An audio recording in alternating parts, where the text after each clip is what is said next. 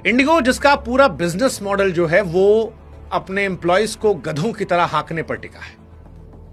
आज भारत में Indigo number 1 airline है। घरेलू उड़ान में इसका हिस्सा जो है वो सबसे ज्यादा है, 64 से 68%। यानी अगर भारत में 10 यात्री उड़ान भरते हैं तो यह मान के चलिए कि 6 आदमी ऐसे होंगे जो इंडिगो से उड़ते हैं। साल 2006 में यह कंपनी जब शुरू हुई तो समय की पाबंदी और सस्ते टिकट के दम पर इतनी ऊपर पहुंच गई।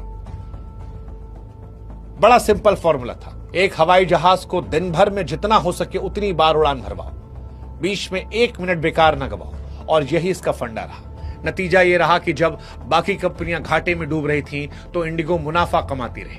कम स्टाफ रखो और स्टाफ से चूज कर काम, और इसी वजह से दूसरी एयरलाइंस के मुकाबले इंडिगो के पास सबसे कम पायलट, सबसे कम कैबिन क्रू थे। उदाहरण के तौर पर अगर आप आकाशा एयर को देखेंगे तो आकाशा एयर के एक जहाज पर 26 पायलट है, यानी कुल जितने जहाज है 26 पायलट एक जहाज पर है। एयर इंडिया के पास 19 है, लेकिन इंडिगो के पास एक जहाज पर सिर्फ 13 पायलट है। मतलब एक जहाज जो दिन में 5 से 6 उड़ानें भर रहा है, लेकिन उसके लिए पायलट और क्रू की टीम जो है वो बहुत छोटी रखी गई है। पायलट लगातार उड़ रहे हैं, आराम कम, थकान ज्यादा। कई सालों से वो मांग कर रहे थे। सरकार ने पायलटों की सुरक्षा के लिए नियम बना दिए।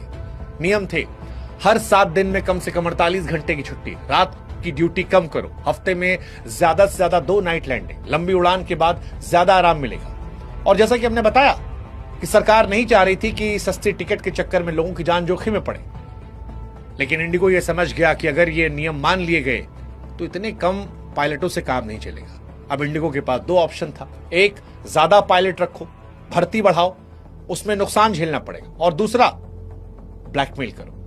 उसने यही किया। नवंबर से चुपचाप फ्लाइट कैंसिल करनी शुरू कर दी। दिसंबर के पीक सीजन में फ्लाइट कैंसिल करनी शुरू की। 3 दिसंबर को एक साथ सैकड़ों फ्लाइट कैंसिल की, 4 को कैंसिल की। एयरपोर्ट पर अफरा तफरी मच गई।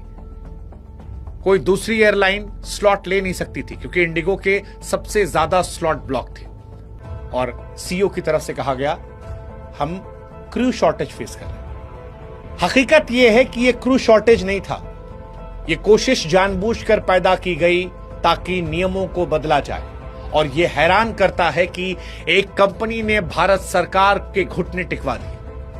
5 दिन 7 दिसंबर को नागरिक उड्डयन मंत्री को प्रेस कॉन्फ्रेंस करके कहना पड़ा कि मौजूदा परिस्थितियों, यात्रियों की असुविधा को देखते हुए हम नए नियमों को अगले आदेश तक स्थगित करते हैं। यानी पायलट की नींद, यात्रियों की सुरक्षा, अंतर्राष्ट्रीय मानक, ये सब कुछ एक प्राइवेट कंपनी के आगे बौने साबित हो गए।